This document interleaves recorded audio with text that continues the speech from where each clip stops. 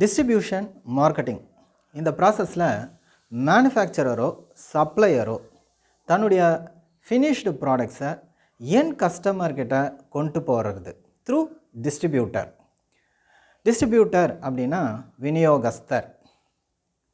இந்த டிஸ்ட்ரிபியூஷனில் டைப்ஸ் இருக்குங்க. Direct distribution, indirect distribution, dual distribution, reverse logistics இதெல்லாம் இங்கே இன்வால்வ் ஆகுது. டைரக்ட் டிஸ்ட்ரிபியூஷன் அப்படின்னு எடுத்துக்கும்போது மேனுஃபேக்சரர் தான் உற்பத்தி செஞ்ச பொருளை கஸ்டமர்ஸ்கிட்ட அவரே டைரெக்டாக மார்க்கெட் பண்ணுறது. இன்டைரக்ட் டிஸ்ட்ரிபியூஷன்ன்றது டிஸ்ட்ரிபியூட்டர் மூலிமா அதை மார்க்கெட் பண்ணுறது. டியூவல் டிஸ்ட்ரிபியூஷன் அப்படின்னும்போது எய்தர் டிஸ்ட்ரிபியூட்டர் மூலிமாவோ இல்லை டைரெக்டாகவோ கஸ்டமர்ஸ்க்கு அந்த ப்ராடக்ட்ஸை எடுத்துகிட்டு போகிறது. ரிவர்ஸ் லாஜிஸ்டிக்ஸ்ன்றது it is related to handling the repairs, recalls, recycling, returns etcetera. இந்த டிஸ்ட்ரிபியூஷனில் selective distribution, intensive distribution, exclusive distribution அப்படின்னு சொல்கிறாங்க. செலக்டிவ் டிஸ்ட்ரிபியூஷன் அப்படின்னு எடுத்துக்கிட்டிங்கன்னா ஒரு செலக்டட் அவுட்லெட்ஸுக்கு மட்டும் டிஸ்ட்ரிபியூட் பண்ணுறது. எக்ஸ்க்ளூசிவ் டிஸ்ட்ரிபியூஷன் எடுத்துக்கிட்டிங்கன்னா எக்ஸ்க்ளூசிவான சில அவுட்லெட்ஸ்க்கு டிஸ்ட்ரிபியூட் பண்ணுறது. இன்டென்சிவ் டிஸ்ட்ரிபியூஷன் அப்படின்னு எடுத்துக்கிட்டிங்கன்னா as many outlets as possible நம்ம டிஸ்ட்ரிபியூட் பண்ணுறது. மேனுஃபேக்சரர், என் கஸ்டமர், நடுவில் இன்டர்மீடியரிஸ். இந்த இன்டர்மீடியரிஸ் தான் டிஸ்ட்ரிபியூட்டர்ஸ். இந்த டிஸ்ட்ரிபியூட்டர் ஒருவேளை சூப்பர் ஸ்டாக்கிஸ்டாகவும் இருக்கலாம். இந்த டிஸ்ட்ரிபியூட்டருக்கும் என் கஸ்டமருக்கும் நடுவில் கூட இன்டர்மீடியரிஸ் இருக்கலாம். இந்த இன்டர்மீடியரிஸ் ஒரு டிஸ்ட்ரிபியூட்டராக இருக்கலாம், ஒரு ரீசெல்லராக இருக்கலாம், ஒரு ஏஜெண்ட்டாக இருக்கலாம், ஒரு புரோக்கராக இருக்கலாம், ஒரு ஹோல்சேலராக இருக்கலாம். ஒரு டிஸ்ட்ரிபியூட்டர் ஆகணும் அப்படின்னா அதுக்கு சில தகுதிகள் இருக்குங்க. ஒரு மேனுஃபேக்சரர் ஒரு டிஸ்ட்ரிபியூட்டரை சூஸ் பண்ணும்போது ரொம்ப காஷியஸாக தான் சூஸ் பண்ணுவாங்க. டிஸ்ட்ரிபியூஷன் பண்ணுற அளவுக்கான மார்க்கெட் வேல்யூ இருக்கா, நம்பகத்தன்மை இருக்கா, குட்வில் இதெல்லாம் பார்த்து தான் டிஸ்ட்ரிபியூட்டரை சூஸ் பண்ணுறாங்க.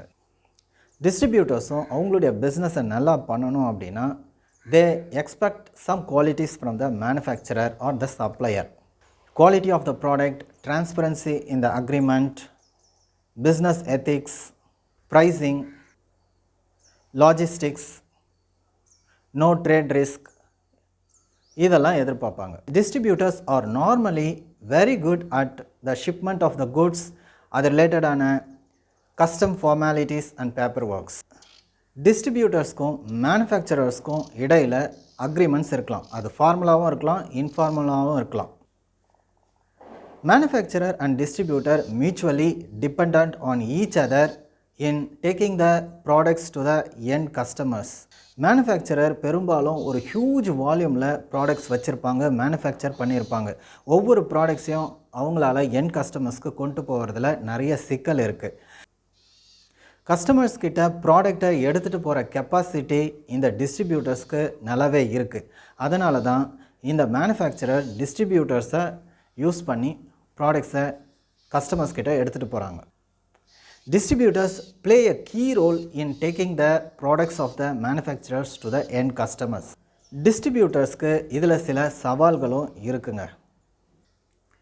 That involves price fluctuations, competition, retaining the customers, stocking, distribution management அப்படின்னு எடுத்துட்டிங்கன்னா it involves warehousing, inventory management and shipping or delivery.